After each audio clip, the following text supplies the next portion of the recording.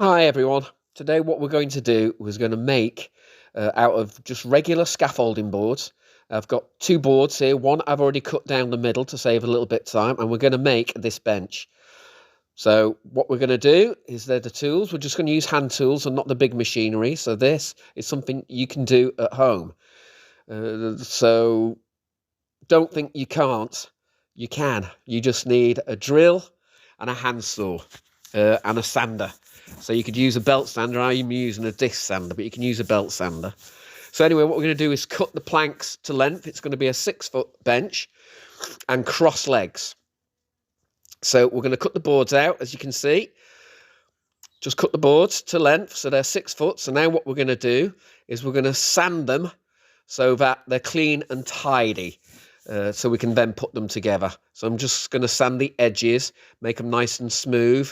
Take all the rough edges off the edges, if that makes sense to you. So clean it up.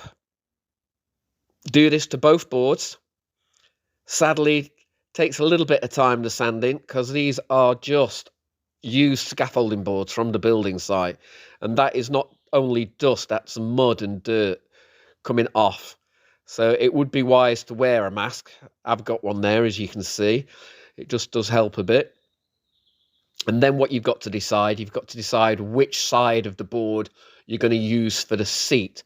So look at the board, and obviously if there are any holes or any bits sticking up or saw marks in them, you use that as the bottom and use the best side for the top.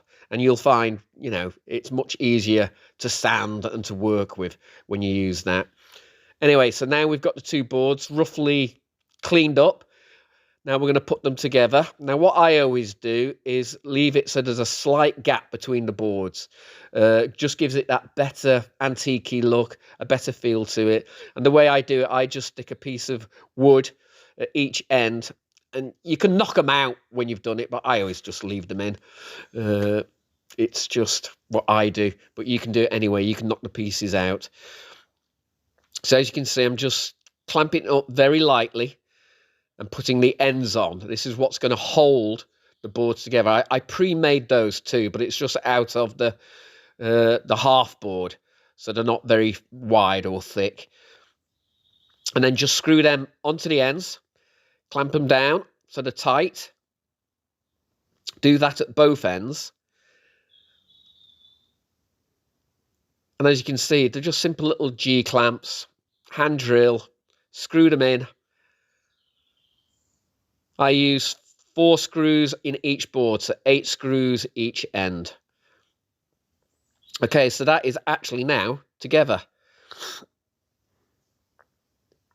I was going to pull those out, but in the end I just decided I'll leave them in. So now you've got the top. And what we're going to do now is clean that up. Again, another sanding job, but I always curve the edges very slightly, just like that. Give it a nice curve. And what I do is try and take as much dirt off the actual wood itself. Because obviously, if you're going to have it in the house, you want it, fairly clean and tidy. So again, I just sand as much of the dirt off as I can. And obviously then the top, we clean it completely up, because that's what you're going to sit on. That's what you're going to see. I always use a 40 grit sandpaper to get the really, to get them clean. And then I go over that with a 120 sandpaper to give it that smooth finish. And obviously better if you're going to varnish them. It's a lot better to put the varnish on, and it sticks and stays smooth very nicely. As you can see, it's a bit of a job sanding. Now there's the smooth. This is the nice smooth one now. This just go right over the whole thing. Make it nice and smooth. Make sure you do the edges at the top especially, because obviously that's where you're going to sit. You don't want to get any splinters. Not that you will. I mean, if you've done it properly and sanded it nicely, you won't get any splinters at all. And especially if you're going to varnish on top of that, then you're going to be absolutely fine.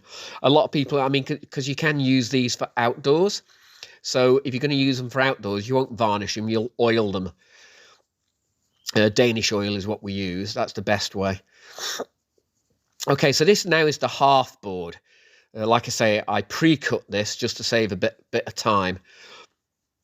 Again, but you can cut it, and you can cut it with the hand saw. Just takes, you have to go slow, but you can cut it straight down the middle, not a problem. So what I'm doing now is cleaning this up, because this is going to be the legs. So it's much easier to clean it prior to actually making the legs, because if you make the legs and then want to clean it, you just can't do as good a job as you can if you just clean the one piece of wood. Again, you want to make the edges smooth. Again, I'm going to do this with the big grit sandpaper and then the small grit sandpaper, just so it's ready to go when it's all completed and finished. All you can do then is varnish it, because this is going to be an indoor one. Not that I'm going to varnish it. I'm just going to leave it raw for now, so you can just see how we've done it and the time it takes. The full time to make this bench from start to finish was exactly an hour. So that's how long it takes. So it's not long at all to go from, you know, a plank and a half of scaffolding boards to having a finished bench you can put in the kitchen. So anyway, cleaning it all up. Now we're going to get the smooth sandpaper, sand it down.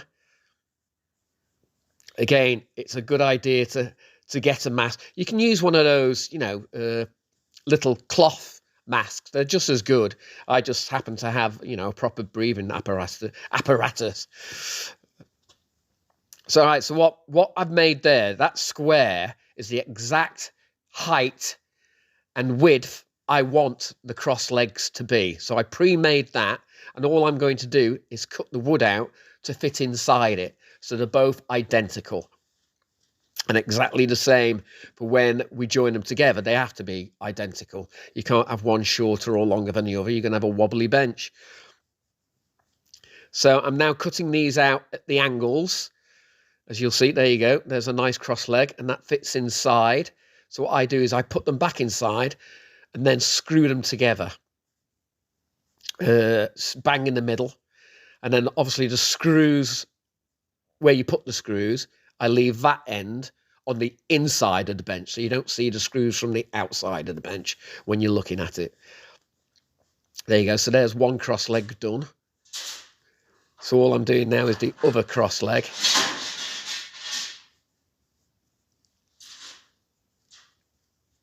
So again, you know, you're using hand tools, so you've just got to be careful. You know, sensible. And you put the legs inside.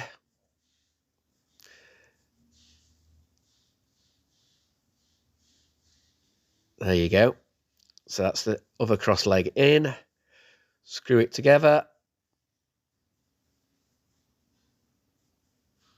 And it gets a bit tight in there when you've screwed it, but just knock it out. There you go. And then you have the two legs. So what we've got to do now is get the legs on the tabletop. So here we go. One leg one end, one leg the other end. So what we actually do is screw, to attach it, we screw it to the two connecting boards at the end that hold the tabletop together. So I screw one leg directly into that.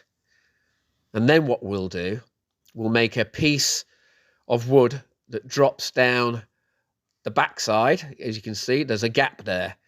So we fill that gap in, cut a piece of wood to fit the gap, drop it in, and what we'll do, we'll screw that piece of wood to the top itself. And then, once it's like that, screw it to the top, and then what we'll do is screw the leg to that. So the leg is firmly attached to the top.